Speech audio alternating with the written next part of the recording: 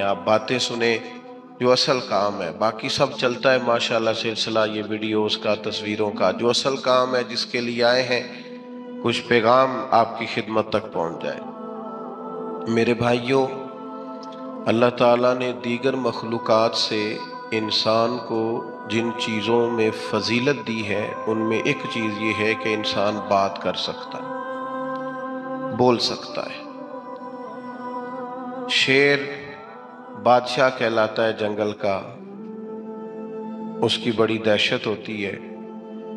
ہاتھی بڑا وجود رکھتا ہے لیکن اپنا ما فی الضمیر بیان نہیں کر سکتے۔ انسان کو اللہ نے نطق دیا ہے، بول سکتا ہے، اپنی گفتگو سے بڑے بڑے مجمعوں پر سحر طاری کر سکتا ہے۔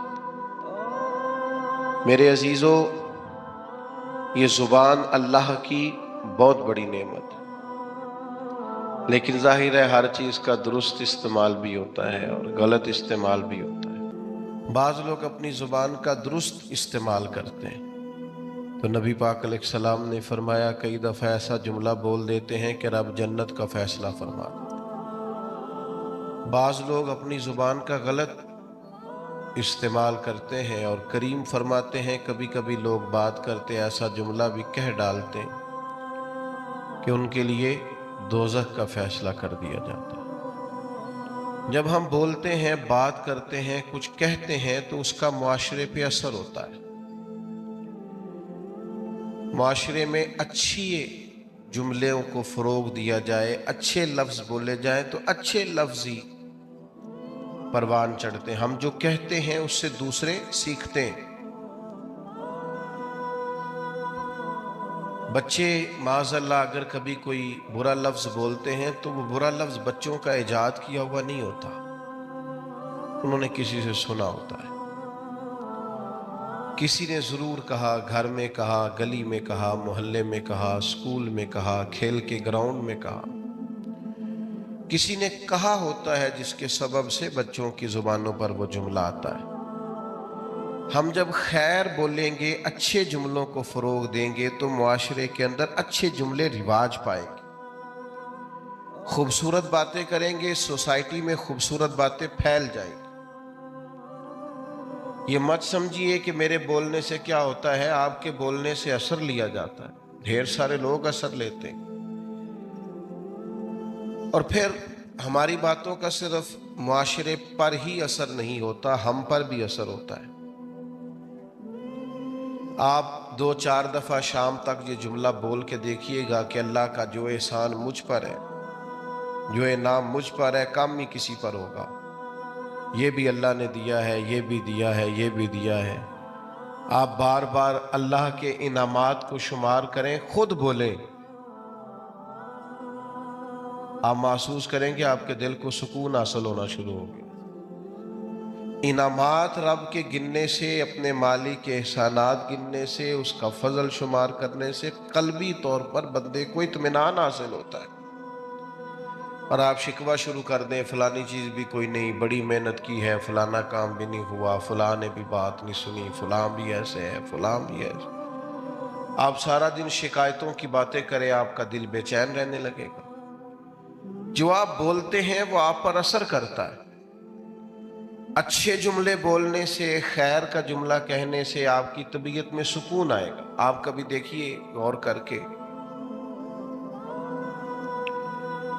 کہ ہم کبھی کسی کو کوئی لطیفہ سنانے لگتے ہیں، کوئی ایسی بات سنانے لگتے ہیں جس کا تعلق مزاح سے ہوتا ہے، تو وہ بات کرنے سے پہلے ہم خود ہنسنا شروع کر دیتے ہیں۔ کئی لوگوں سے بات نہیں ہو پاتی، وہ اتنا کھلکھلا کے ہنستے ہیں، تو اس کا مطلب ہے کہ وہ بات تو اس پر بھی اثر کر رہی ہے۔ وہ جو دوسروں کو یہ بات سنا کے خوش کرنا چاہتا ہے، اس بات نے تو اس پر بھی ہنسی طاری کر دی۔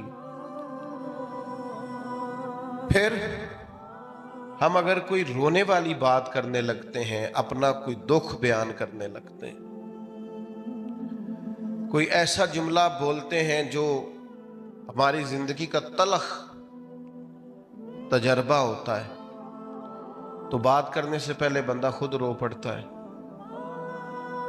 اور لوگوں کے آنسو چھلکتے ہیں، کئیوں کی ہچکیاں بن جاتی ہیں، بات نہیں ہوتی، تو اس کا مطلب ہے کہ ہماری باتیں صرف دوسروں پر ہی اثر نہیں کرتی، ہماری باتیں ہم کریں یہ اللہ کی نعمت ہے۔ دوسرا یہ کہ اس کو جب آپ بولتے ہیں تو اس کا اثر سوسائٹی پر ہوتا ہے۔ تیسرا یہ کہ ہم پر خود بھی اس کا اثر ہوتا ہے۔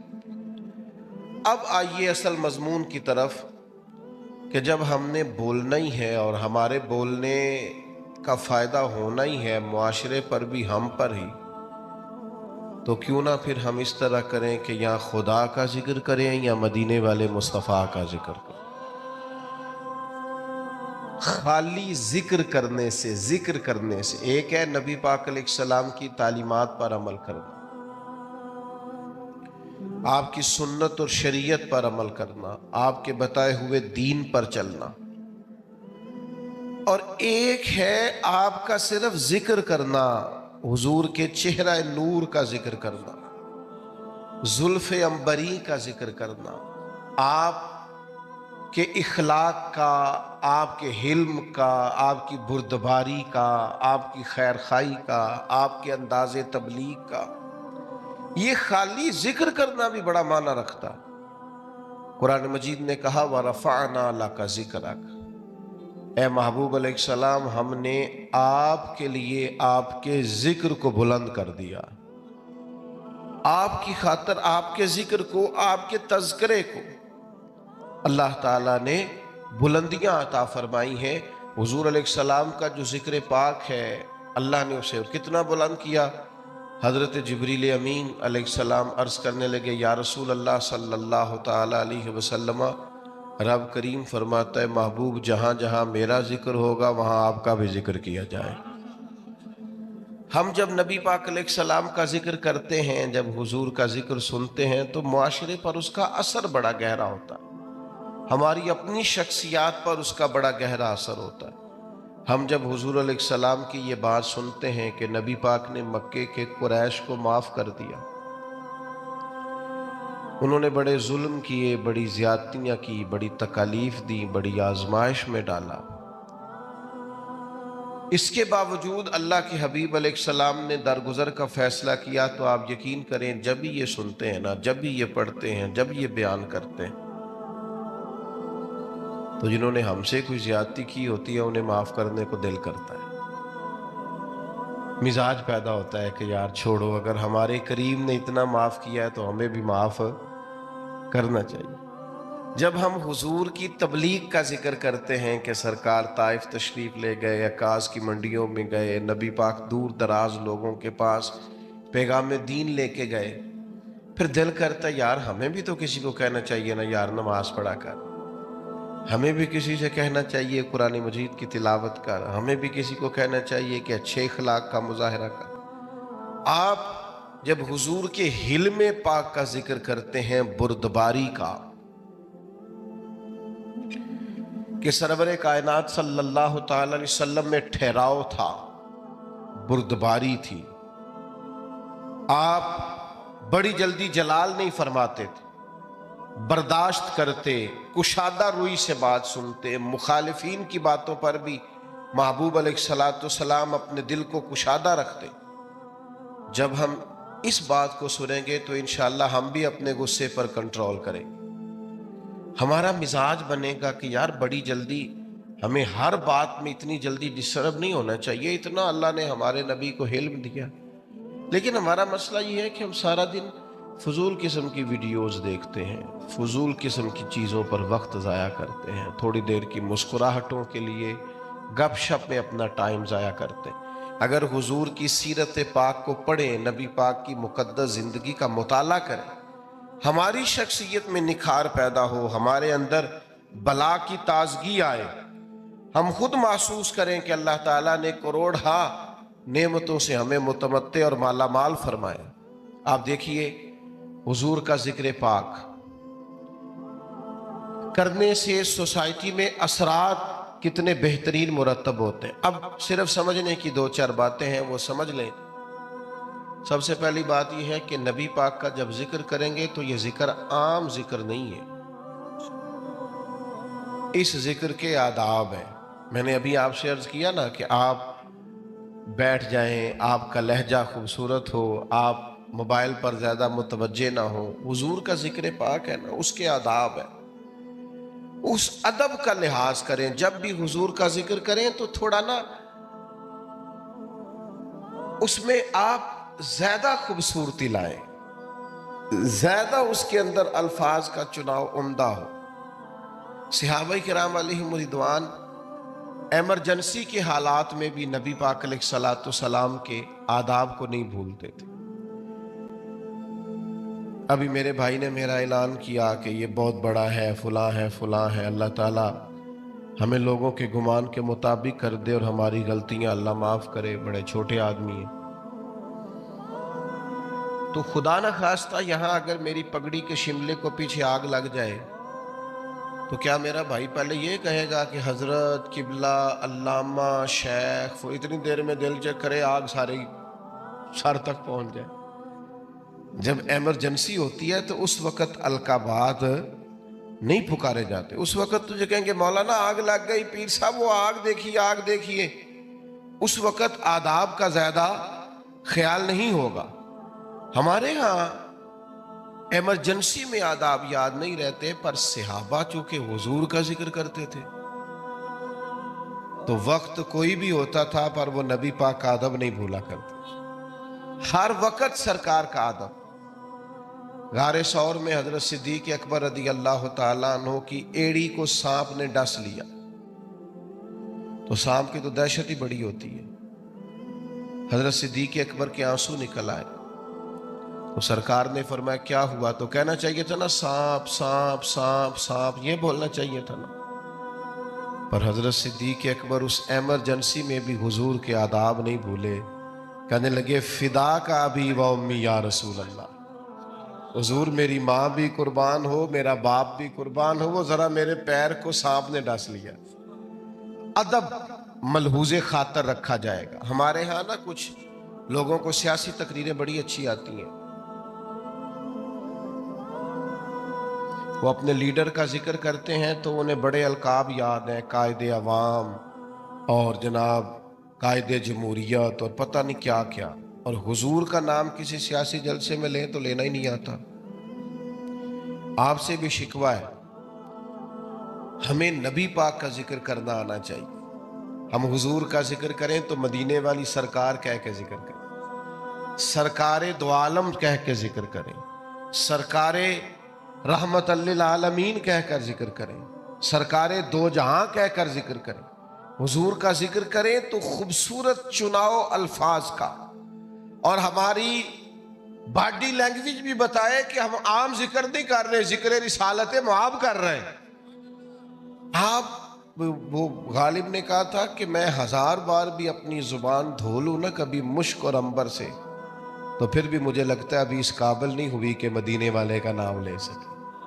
1000 بار بشویم دہن ز مشک و گلاب، 1000 بار بھی زبان کو مشک گلاب سے غسل دوں تو پھر بھی لگتا ہے کہ یہ نام لینے کے قابل ہے. تھوڑا سا لہجہ ادب والا. وہ ہمارے سٹیجوں پہ آج کل داد لینے کے لیے بھی لوگ جوش نقابت میں، جوش خطابت میں بھی بعض چیزوں کا دھیان نہیں کرتے. میری طرح کے لوگ اللہ ماشاءاللہ، اللہ سمجھ عطا کرے، خوبصورت القابات کے ساتھ. امام مالک رحمت اللہ علیہ کے پاس کوئی شخص اگر آتا تھا اور وہ آ کر آپ سے کہتا تھا کہ کوئی مسئلہ پوچھنا ہے تو امام صاحب فرماتے تھے فقہ کا مسئلہ پوچھنا ہے؟ کہتا ہاں تو بتا دیتے. لیکن اگر وہ کہتا نا میں نے حضور کی حدیث سننی ہے تو امام صاحب پہلے غسل کرتے، پھر کپڑے بدلتے، خوشبو لگاتے، امامہ باندھتے، پھر منبر پر بیٹھتے اور پوری آب و تاب کے ساتھ مدینے والے محبوب کا ذکر کرتے. جب آپ کسی چیز کا اہتمام کرتے ہیں تو اس کے اثرات بھی ہوتے ہیں. پورے آداب کے ساتھ، اطوار کے ساتھ، پوری خوبصورتی کے ساتھ. یہ ہمارے علماء نے ہمیں آداب بتائے کہ جب نبی پاک صلی اللہ تعالی علیہ وسلم کا ذکر کیا جائے گا تو پوری شان و شوکت کے ساتھ. آپ کو پتہ ہے منع کیا علماء نے کہ جب نبی پاک کا نام لکھو نا تو پورا درود لکھو صلی اللہ تعالی علیہ. یہ بعض لوگ خالی سواد لکھ دیتے ہیں، یہ درست نہیں ہے طریقہ. یہ حضور کا نام گرامی ہے، آپ اس پر درود پاک لکھیں، پورا لکھیں، جب تک پڑھا جائے گا آپ کو ثواب ملے گا۔ تو پورے آداب نبی پاک صلی اللہ تعالی علیہ وسلم کا نام لیا جائے تو خالی نام نہ لیا جائے، ساتھ درود بھی پڑھا جائے۔ حضور نے فرمایا وہ بد نصیب ہے، اس کے سامنے میرا ذکر ہوا اور اس نے مجھ پر درود ہی نہیں پڑھا صلی اللہ تعالی علیہ وسلم۔ آداب کے ساتھ ذکر کیا جائے، اس کو ملحوظ خاطر رکھا جائے، اور اگر نوجوان نسل کے اندر یہ ذوق پیدا ہو جائے۔ میں تو خیر آج کل محفلوں کا بھی رنگ دیکھتا ہوں تو پریشانی ہوتا ہوں، وہ پرانے نعت کا ہوتے تھے، ہاتھ باندھ کے کھڑے ہیں، آنکھیں بند ہے، حضور کا ذکر ہو رہا ہے۔ اب تو مائک پکڑا ہوتا ہے تو آدھا قوم کے سامنے بھی کرتے ہیں۔ بھئی آپ یہ حضور کی نعت پڑھ رہے ہیں، یہ سٹائل آپ نے کہاں سے سیکھا ہے؟ آپ کو آداب آنے چاہیے، اور شعر بھی معیاری ہو نبی پاک کے لیے، عام اشعار نہ ہوں۔ یعنی بعض شعر ایسے ہیں کہ جن میں وہ خوبصورتی نہیں چھلکتی۔